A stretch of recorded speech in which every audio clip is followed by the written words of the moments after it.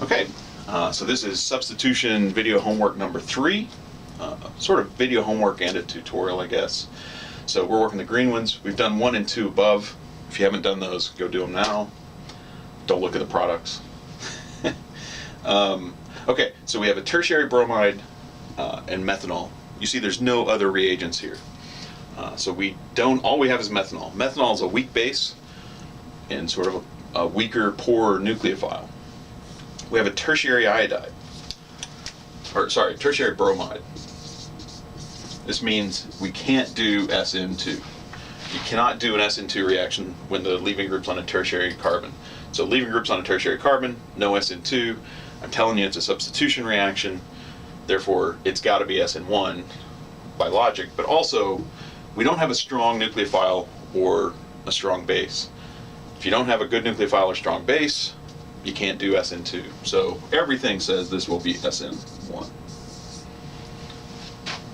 And then what are we substituting? Well, we're substituting the methanol for the bromide. But again, you have to end up with neutral full octet molecules. And so the reaction will be, or the product will be, we'll make a methyl ether plus HBr. And so looking at the SN1 mechanism, all right, the bromide has to leave, get a carbocation, methanol attacks the cation,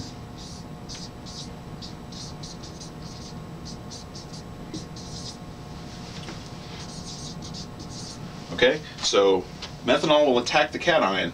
That proton's not going anywhere yet. There's no base in there to pull that proton off. You guys will want to pull that proton off first. If you pull the proton off first, you have methoxide, which is a strong base. If you have a strong base and a tertiary halide, you're going to do E2. So you can't pull this proton off without a base, without a strong base, because it's not terribly acidic. However, once methanol attacks the cation, this proton's now on a positive oxygen. It's a lot more like H3O+. So you guys all know that H3O+ is a stronger acid than water, H2O.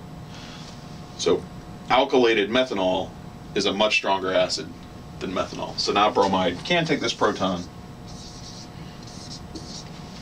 and you get the observed products. So it's a more complicated reaction, and in fact, it's a much messier reaction.